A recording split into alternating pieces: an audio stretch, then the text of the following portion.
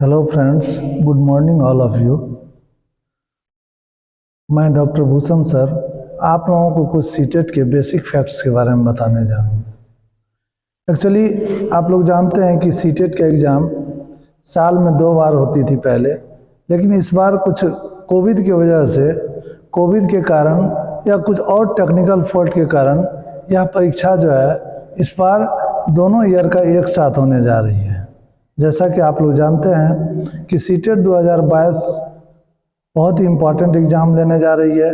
Actually में इसका जो पैटर्न है और क्वेश्चंस है वह पहले की तरह है, लेकिन थोड़ा सा इसमें क्वेश्चन का एनालाइजिंग क्वेश्चन जो है वह थोड़ा ज़्यादा पूछने के चांसेज है इसमें।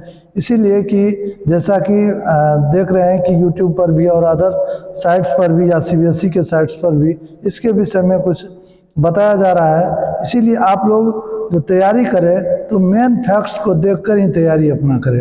अब तो समय बहुत कम है, लेकिन फिर भी इस कम समय में भी आप अपने सीटेट के एग्ज़ाम को क्वालिफाई कर सकते हैं। इसके लिए कुछ स्ट्रेटजी आपको अपनाना होगा कि जिस स्ट्रेटजी के माध्यम से आप एग्ज़ाम क्वालिफाई, हम उस एग्ज़ाम में 130 या 120 लाने की बात नहीं कर रहे हैं, लेकिन आप एग्ज़ाम को क्वालिफाई कर जाएंगे अगर आप कुछ बेसिक फैक्ट्स को जान लेंगे या कुछ स्ट्रेटजी आप अपनाएंगे। तो इसमें सबसे पहले जो है ये देखेंगे कि सिलेबस क्या है। सबसे पहले अगर आप आज से तैयारी शुरू कर रहे हैं, अगर आपको 1 वीक या 2 वीक है, तो सबसे पहले आपको सिलेबस की अगर जानकारी नहीं है तो आप सबसे पहले सिलेबस देखेंगे।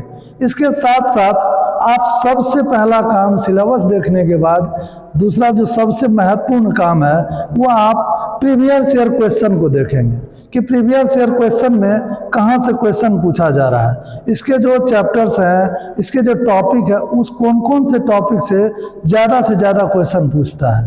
तो अगर आप प्रीवियस ईयर क्वेश्चन बनाते हैं तो प्रीवियस ईयर क्वेश्चन के माध्यम से आप ये एनालाइज कर पाएंगे कि किस तरह के क्वेश्चन पेपर से आ रहे हैं। तो सबसे पहले जैसे आप एक एग्जाम्पल के तौर पर हम बताते हैं कि जैसे पहला जो चैप्टर है इसका सीटेट का जो सीडीपी का है, आप जानते होंगे कि सीडीपी का सिलेबस जो है, अगर आप नहीं जानते तो जान लीजिए कि सीडीपी जो है वह 30 मार्क्स का पूछा जाता है। इसके अलावा प्रत्येक 5 पेपर में से 15 मार्क्स का या 15 मार्क्स का आपका पेडागोजी रहता है, चाहे वह हिंदी हो, चाहे वह संस्कृत हो, चाहे इंग्लिश हो, चाहे आपका ईवीएस हो, चाहे मैथ्स हो। क्योंकि हम लोग जानते हैं कि पूरा सिलेबस जो है वह 150 मार्क्स का होता है। यह कितना का होता है? 150 मार्क्स का होता है। और जिसमें चाइल्ड डेवलपमेंट एंड पेडागोजी का क्वेश्चन जो है 30 मार्क्स का पूछा जाता है। तो इस 30 मार्क्स के क्वेश्चन में, इसी 30 मार्क्स के क्वेश्चन में हम सबसे ज़्यादा फेल्योर होते हैं और इसको पूरा करने के लिए हम कई किताबों का या कई प्रीवियस ईयर क्वेश्चनों का सहारा लेते हैं, क्योंकि यह सबसे इम्पोर्टेंट है। इसके साथ साथ और जो इम्पोर्टेंट भाग है इसका, इसके साथ साथ जो और 4 पेपर्स होते हैं, जैसे आप सीडीपी के बाद हम देखते हैं इसके बाद जो मैथ्स पूछता है। मैथ्स में 15 मार्क्स का मैथ लगभग सभी लोग बना लेते हैं, लेकिन 50 मार्क्स का जो पेडागोजी रहता है उसमें सभी को कुछ ना कुछ कंफ्यूजन रहता है। जो लोग अच्छे से पेडागोजी या सीडीपी को पढ़े होंगे वही मैथ्स के सीडीपी को भी पढ़ा मैथ्स के पेडागोजी को भी बना सकते हैं, या मैथ्स का जो क्वेश्चन आएगा पेडागोजी से रिलेटेड उसको बनाएंगे। तो ये मैथ्स हो गया।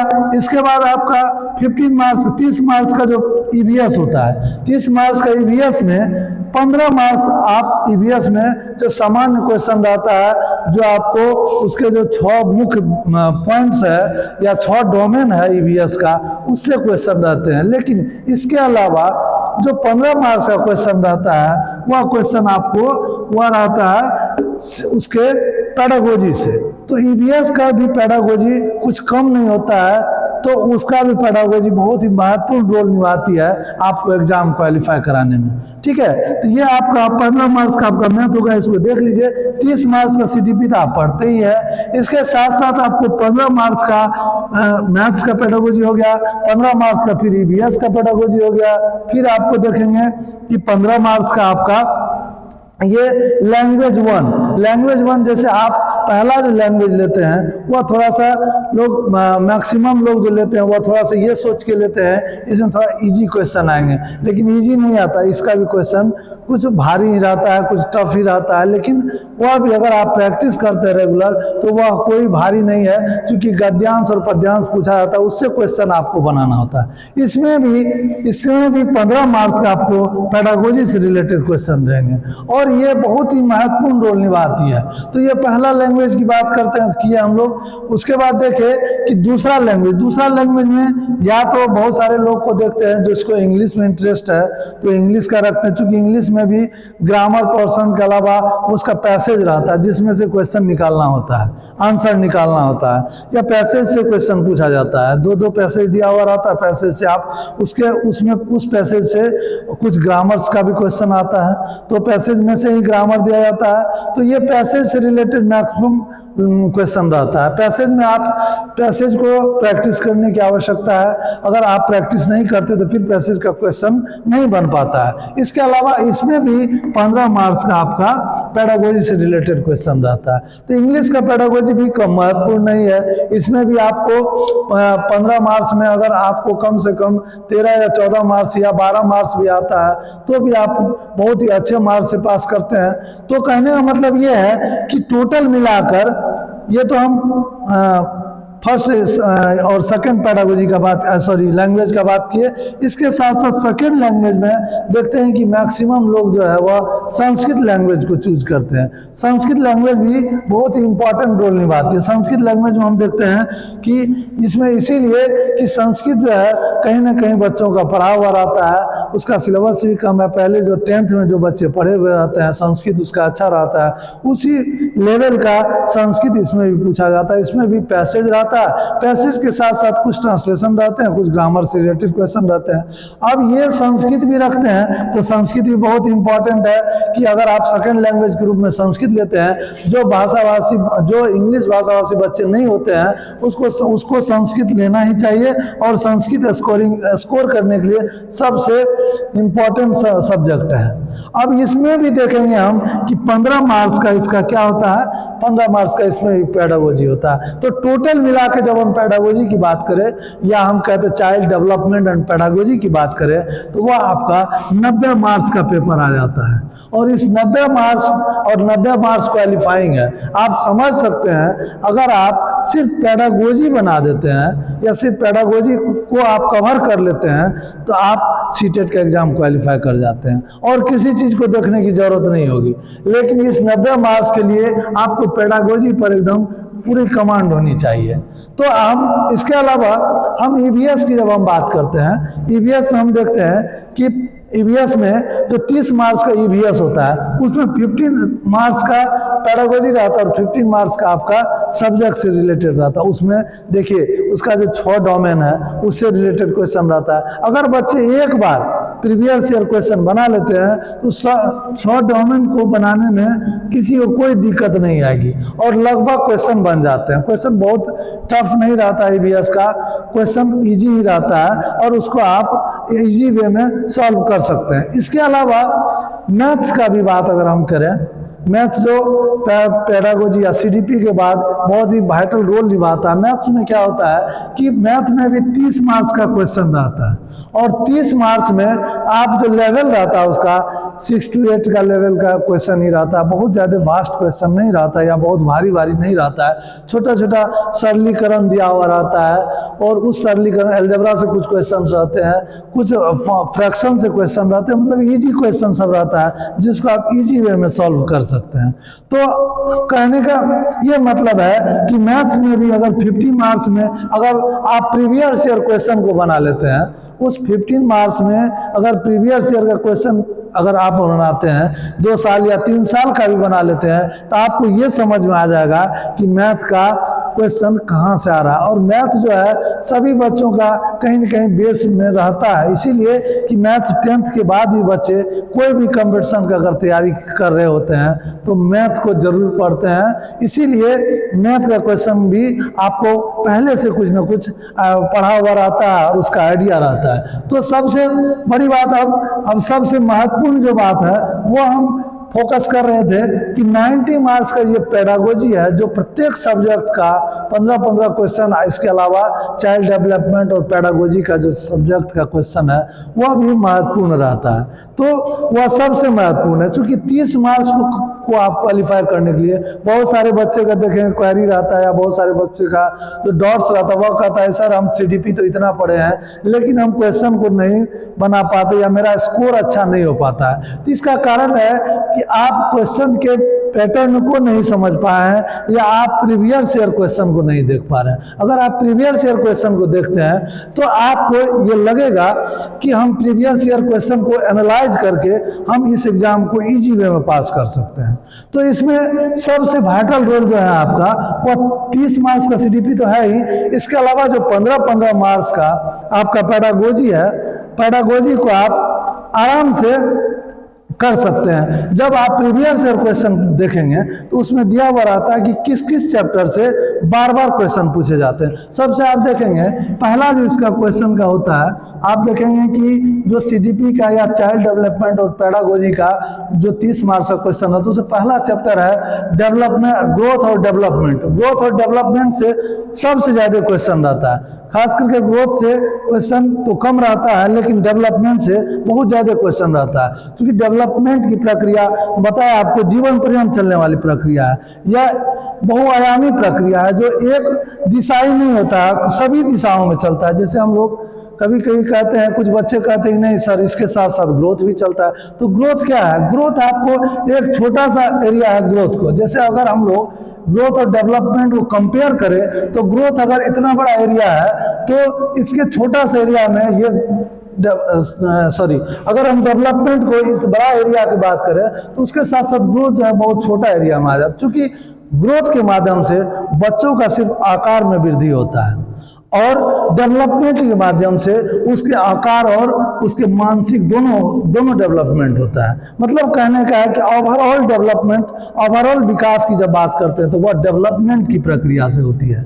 इसके साथ साथ जो सबसे इंपॉर्टेंट इसमें है कि डेवलपमेंट की प्रक्रिया आप जीवन पर्यंत चलने वाली प्रक्रिया, जैसे हम लोग कहते हैं माँ के गर्भ से ही, या जो साइंटिस्ट है हमारे, जो साइकोलॉजिस्ट है, वह कहते हैं कि माँ के गर्भ से ग्रोथ की प्रक्रिया शुरू होती है और वह कहाँ तक चलती है, कब तक चलती है कि जब आदमी का जीवन समाप्त हो जाता है तो उस प्रक्रिया तक जो है हमारा ग्रोथ की प्रक्रिया चलती रहती है, डेवलपमेंट की प्रक्रिया चलती रहती है। उसी तरह से जब हम लर्निंग की बात करते हैं तो लर्निंग की बात में भी अगर हम इसमें लर्निंग को घुसाएं कि डेवलपमेंट में लर्निंग का प्रोसेस कैसे चलती है, तो लर्निंग का प्रोसेस भी डेवलपमेंट के साथ साथ चलती है। आप देखते होंगे कि आप महाभारत में अभिमन्यु के एग्जाम्पल ले लीजिए, माँ के गर्भ में ही बहुत सारा चीज सीख गया था और उसी माध्यम से वह जो है उतना बड़ा महाभारत के युद्ध में उन वीर योद्धाओं के साथ लड़कर अपने आप को वीर गति को प्राप्त किया।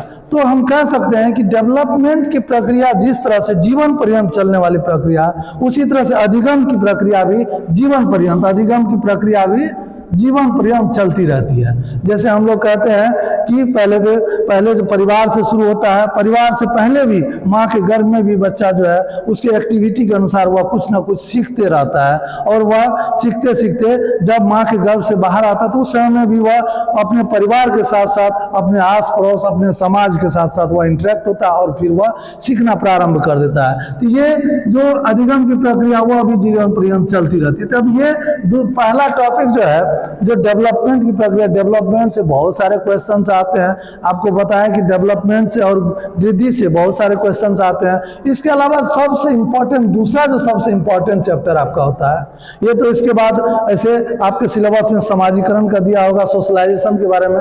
जो सोशलाइजेशन से उतना ज्यादा क्वेश्चन नहीं रहता है, जितना ज्यादा इसके जो नेक्स्ट चैप्टर है वह है आपको 3 जो साइंटिस्ट है या 3 जो साइकोलॉजिस्ट है जो बच्चों के ग्रोथ के बारे में या डेवलपमेंट के बारे में बहुत इंपॉर्टेंट थ्योरी दिए हैं, वो है जीन पियाजे साहब, जिसको हम लोग, जो स्विस साइंटिस्ट था जीन पियाजे साहब थे, और इसके जीन पियाजे साहब ने जो स्विट्जरलैंड के साइंटिस्ट थे और उन्होंने इसके विषय में बहुत सारी बातें कही हैं। जीन पियाजे साहब ने इससे बहुत सारी बातें कही है। इसके साथ साथ लेव वाइगोट्स्की साहब थे। लेव वाइगोट्स्की साहब लेव वाइगोत्स्की साहब, इसने भी बहुत सारी बातें किए हैं और ये दोनों में कुछ मंतक की भी है, दोनों के विचारों में कुछ अंतर भी पाया जाता है। इसके साथ साथ जो सबसे इम्पोर्टेंट साइंटिस्ट की बात करते हैं वह है कोलबर्ग।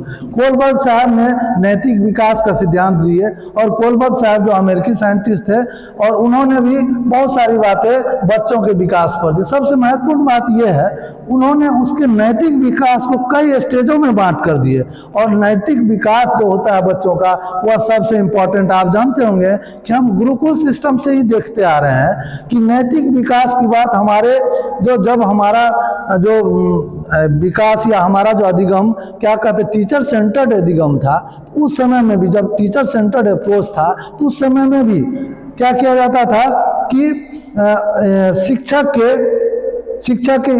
जो है शिक्षक के इर्द गिर्द घूमती थी। उस समय में उस समय में भी नैतिक शिक्षा पर सबसे ज्यादा जोर दिया जाता था और इसीलिए आज के परिप्रेक्ष्य में या मॉडर्न परिप्रेक्ष्य में जब हम देखें तो कोलबर्ग का नैतिक सिद्धांत बहुत ही इंपॉर्टेंट रोल निभाता है सीटेट को क्वालिफाई करने में, इसीलिए इसको भी आप इग्नोर नहीं कर सकते। तो दूसरा जो सबसे महत्वपूर्ण, अब हम इस तीनों के बारे में अगर हम कहेंगे कि प्याजे साहब को देख लेंगे वाइगोत्स्की, कम से कम प्याजे साहब से 3 क्वेश्चन आपको मिलेंगे, 4 क्वेश्चन आपको वाइगोत्स्की साहब से मिलेंगे और कम से कम 3 या 4 क्वेश्चन आपको कोलबर्ग साहब से भी मिल जाते हैं। सबसे इम्पोर्टेंट क्या है कि लेव वाइगोत्स्की साहब और जीन पियाजे से तो बहुत ज्यादा क्वेश्चन रहता है और कभी कभी तो देखते हैं हम कि 5+ भी लेव वाइगोत्स्की साहब से क्वेश्चन पूछ देते हैं। इसमें देखते हैं सबसे उनका जो 2-3 क्वेश्चन है, जैसे हम कहते हैं उसमें, जैसे लेव वाइगोत्स्की साहब का स्कार्फ फोल्डिंग है जिसको हम लोग पार कहते हैं। ये बहुत ही इंपॉर्टेंट चीज है पार को समझना।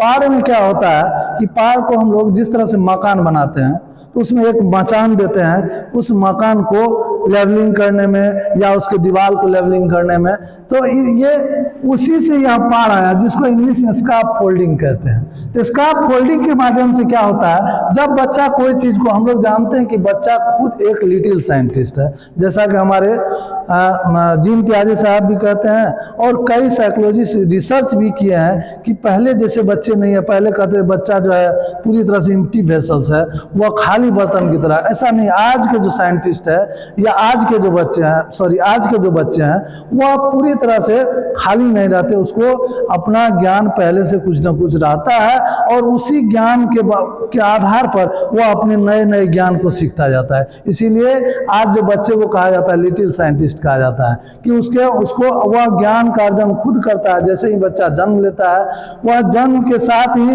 अपने ज्ञान का अर्जन करना शुरू करता है। जैसे वह भाषा के माध्यम से हो, चाहे समाज से इंटरेक्ट करता हो, चाहे अपने मदर फादर से इंटरेक्ट करता हो, जो परिवार से इंटरेक्ट करता है, परिवार के अन्य सदस्यों से इंटरेक्ट करता है, तो इसके माध्यम से वह क्या करता है कि कुछ न कुछ ज्ञान का अर्जन करता जाता है और उस ज्ञान का अर्जन को वो आगे बढ़ाता है। जैसे हम लोग अब हम फिर आ जाते हैं पार पर, तो जब उसको पूर्व कुछ न कुछ ज्ञान होता है, जैसे बच्चे आप देखते होंगे, बच्चे जब थोड़ा सा चलना शुरू करता है तो उसको अगर आप साइकिल ला के देते हैं तो आप सिखाने नहीं जाते हैं, बच्चा खुद साइकिल लेकर बाहर निकलता है और गिरता है, फिर वह चढ़ता है, फिर गिरता है। उसमें क्या होता है, एक नॉलेजेबल पर्सन जिसको कहते हैं हम लोग MKO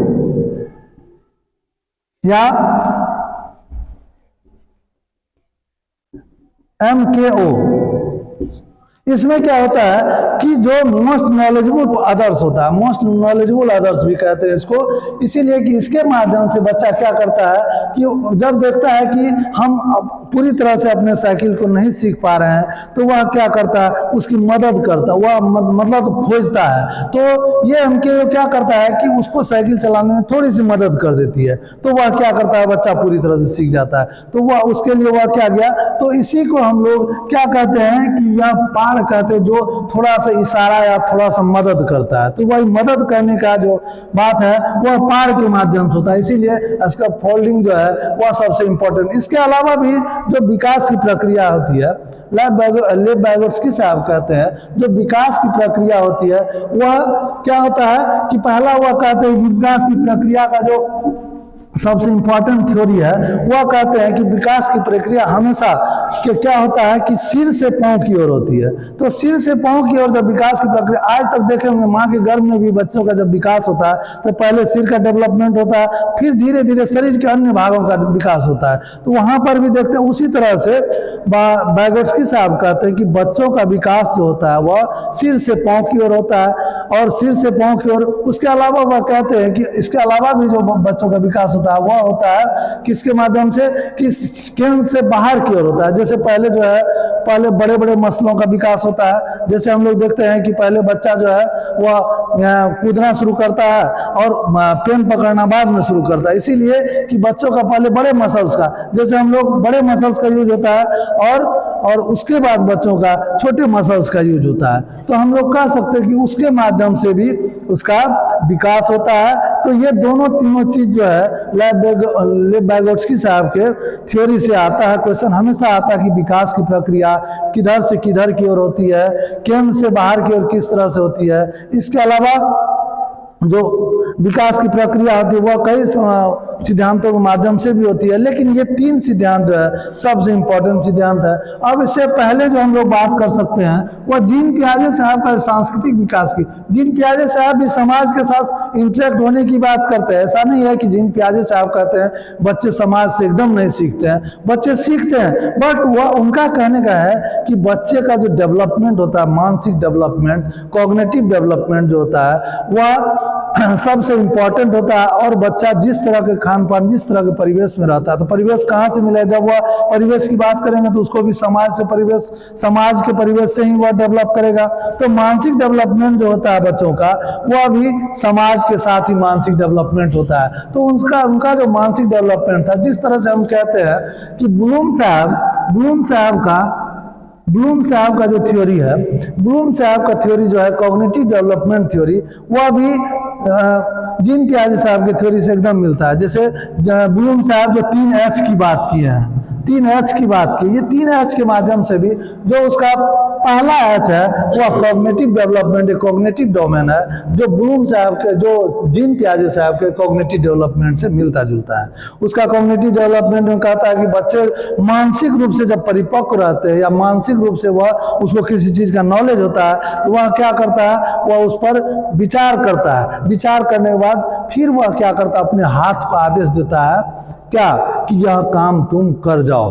तो कहने का मतलब है 3H का मीनिंग जो है ब्लूम साहब का, ये तीनों H जो है बच्चों के डेवलपमेंट में बहुत ही इंपॉर्टेंट रोल निभाता है। और इस H के माध्यम से ही जीन पियाजे साहब भी कहते हैं कि बच्चों का पहले संज्ञानात्मक विकास होता है, और संज्ञानात्मक विकास के माध्यम से बच्चे जो है कोई भी काम को अच्छे तरीके से कर पाता है। तो संज्ञानात्मक विकास के साथ साथ देखिए ये 3H जो है, सबसे पहला H का जो मीनिंग है वह है क्या, बताइए आप लोग बता सकते हैं। तो पहला H है हेड, ठीक है, और दूसरा H जो है वह है हार्ट।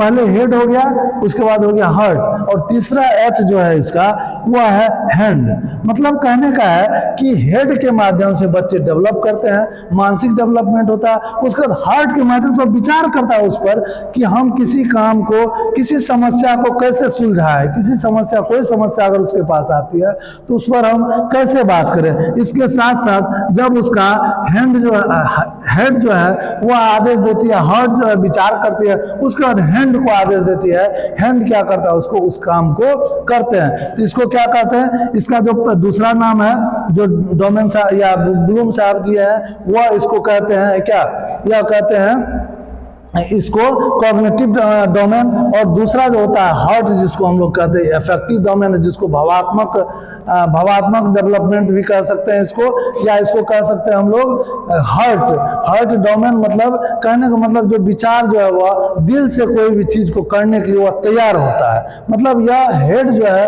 वह किसी विचार को तय करता है, उसके बाद यह उस पर अमल करता है। और हैंड तीसरा जो है साइकोमोटर डोमेन। साइकोमोटर का मतलब होता है जो फिजिकली कोई काम करे। तो ये तीसरा जो H है वह क्या करता है, इसको कोई भी काम को इम्प्लीमेंट करने का कोशिश करता है या इम्प्लीमेंट करता है। इसीलिए 3H जो है ब्लूम साहब का, या 3H आपके कॉग्निटिव डोमेन, या हम कह सकते हैं कि जीन पियाजे साहब के कॉग्निटिव डोमेन से मिलता जुलता है। जो जीन पियाजे साहब का जो कॉग्निटिव डेवलपमेंट था वो बहुत ही महत्वपूर्ण डेवलपमेंट था। तो जीन पियाजे साहब से ये क्वेश्चन रहता, आप जानते होंगे कि वो 38 साल की उम्र में 19 साल तक अपने बच्चों पर उन्होंने ये रिसर्च किया और उसके बाद उन्होंने इस थ्योरी के दिया।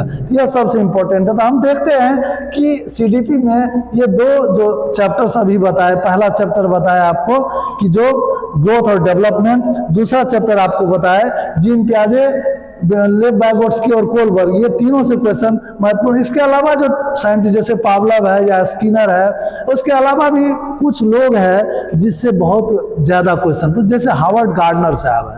हावर्ड गार्डनर साहब से भी क्वेश्चन बहुत ज्यादा रहता है, जिन्होंने भाषा विकास पर बहुत सारा बात किया, बुद्धि विकास पर बहुत सारी बातें कही हैं, तो उसमें भी। इसके अलावा जो भाषा विकास से रिलेटेड है, चॉम्स्की साहब का सबसे इंपॉर्टेंट रोल है। चॉम्स्की साहब के बारे में आप लोग जानते होंगे कि उन्होंने भाषा पर भी बहुत सारी बातें की है, और उन्होंने कहा है कि भाषा का विकास जो होता है बच्चों का, वह जन्म के साथ ही भाषा का विकास शुरू हो जाता है, और समाज से जैसे जैसे इंटरेक्ट बच्चा करता है अपने परिवार से, समाज जो भाषा का विकास का सबसे पहला सोर्सेज माना जाता है वह परिवार है, जो बच्चा अनुकरण करके ये सीखता है। बच्चे अनुकरण करके अपने मातृभाषा या मदर टंग को सीखता है। ठीक है, तो हम जो साइंटिस्ट है उसमें पहला आपको बताया कि हावर्ड गार्डनर साहब भी बुद्धि के कई सिद्धांत दिए। उन्होंने 8 या 9 बुद्धि का सिद्धांत, जिसमें एनसीईआरटी तो कहता है कि नहीं 8 बुद्धि का सिद्धांत है, लेकिन अभी जो है नए नए कुछ बुक्स आए हैं जिसमें 9 बुद्धि का सिद्धांत उनके बारे में बताया जाता है। उन्होंने 9 बुद्धि का सिद्धांत दिए, और अलग अलग उम्र में वो अपने अलग अलग बुद्धि का यूज किए हैं। बच्चे अलग अलग बुद्धि का यूज करते हैं। तो यह हावर्ड गार्डनर साहब का बुद्धि का सिद्धांत, यह भी बहुत ही इंपॉर्टेंट रोल है, सीटेट को पास कराने में रोल रहता है। इसके अलावा आपको बताया चॉम्स्की साहब का भी बहुत बड़ा रोल है। उसके अलावा भी कई ऐसे महत्वपूर्ण साइकोलॉजिस्ट है जिन्होंने अपने अपने विचार को रखे, और उन्होंने बच्चों के डेवलपमेंट पर या बच्चों के कॉग्निटिव डेवलपमेंट पर, बच्चों के सामाजिक डेवलपमेंट पर भी बात किए हैं। ठीक है, तो इतना अगर आप इन चैप्टर्स को कर लेते हैं, ये 2-3 चैप्टर्स जो है बहुत इंपॉर्टेंट। इसके अलावा भी आकलन और मूल्यांकन से बहुत सारे क्वेश्चंस रहते हैं कि बच्चों का असेसमेंट कैसे कैसे होता है। आपको बताया कि आकलन और मूल्यांकन में थोड़ा सा कभी कभी बच्चे शॉक्ड हो जाते हैं कि आकलन और मूल्यांकन में मूल्यांकन को ही ब्रॉड रूप मान लेते हैं, और मूल्यांकन को ही कहते हैं कि नहीं मूल्यांकन ही ब्रॉड डोमेन है। ऐसा बात नहीं, आकलन जो होता है वो ब्रॉड डोमेन है, जिसमें आपको सुधार की गुंजाइश होती है। जिसमें अगर बच्चे को मान लीजिए आप नाउन पढ़ा रहे हैं या कोई भी चैप्टर पढ़ाते हैं, बच्चे को उसमें कुछ ना कुछ डॉट्स अगर रह गए तो उसमें सुधार की गुंजाइश होती है, लेकिन एवोल्यूशन में कोई सुधार की गुंजाइश नहीं होती। एवोल्यूशन करने का मतलब है कि आपने उसको पारंगत कर दिया, फिर जाकर उसका एग्जाम दिया और बच्चे को ग्रेडिंग कर दिए, ये हो गया आपका एवोल्यूशन का। तो इस तरह से ये 4-5 चैप्टर को अगर आप पढ़ते हैं तो सीडीपी का हमको लगता है कि 85% क्वेश्चन आप इसको बना लेते हैं। अगर सीडीपी का आप 85% बना लेते हैं तो समझ रहे हैं कि अगर 30 में आपको अगर 22 भी आता है, 20 भी आता है, और इधर अगर आप रेस्ट जो बचता है 30 में, इधर आपका 60 मार्क्स का होता है, जो 15-15 मार्क्स का पेडागोजी रहता है, वो अभी रिलेट्स है इस सीडीपी से, तो आप लगभग जो है क्वालिफाइंग मार्क्स के आसपास हो जाते हैं। और कुछ आप ईवीएस से बना लेते हैं, इसके साथ साथ कुछ आप मैथ से बना लेते हैं। ये दोनों तो बहुत ज़्यादा कठिनाई वाले इसमें प्रश्न नहीं आते हैं। इसके साथ साथ आप लैंग्वेज में, अगर आप हिंदी लैंग्वेज पर आपकी पकड़ है तो आप जो है पद्यांश और गद्यांश से जो क्वेश्चन आते हैं उसको आप इजी वे में सॉल्व कर सकते हैं। इस तरह से आप स्ट्रेटजी करके आप 1 सप्ताह में भी अपने सीटेट के एग्जाम को क्वालिफाई कर सकते हैं। ये मेरा दावा है। आप इसको, अगर नहीं आपको ये होता है तो आप एक बार सिलेबस के साथ सिलेबस जैसे जैसे मैं स्ट्रेटजी बताया, सिलेबस को उठाइए और आप कोशिश कीजिए कि किस तरह से हम इस एग्जाम को क्वालिफाई कर सकते हैं 1 सप्ताह के अंदर। 1 सप्ताह एकदम महत्वपूर्ण टाइम है आपका, और एग्जाम का एक्सपेक्टेड डेट सुन रहे हैं कि 16 दिसंबर से होने वाली है। तो आप, अगर आपका एग्जाम 16 दिसंबर को पड़ती है तब तो आप और बहुत कम टाइम है। इसके अलावा सबका एग्जाम जो है 1 मई, जिसका एग्जाम सबसे लास्ट में पड़े उसके लिए तो काफी टाइम है, वह इस एग्जाम को अच्छे ढंग से क्वालिफाई कर सकते हैं, बशर्ते कि आप फिर BRCR क्वेश्चन को बना ले। Thank you.